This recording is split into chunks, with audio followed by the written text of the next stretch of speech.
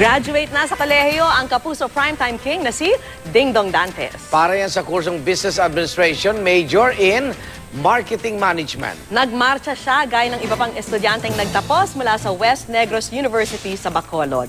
Dumalo rin ang mga magulang ni Dingdong at ang kanyang nobyang si Marian Rivera. Bukod sa diploma, kinilala rin si Dingdong bilang West Nestan Ambassador of Goodwill ng Batch 2014. Labis ang saya ni Dingdong ngayong nagtapos na siya ng kolehiyo.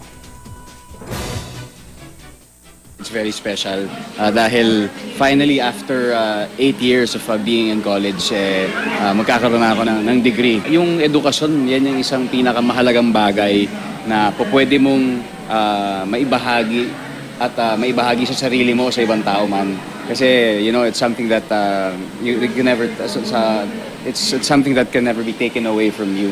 Nakaka-proud lang, finally nakatapos na siya.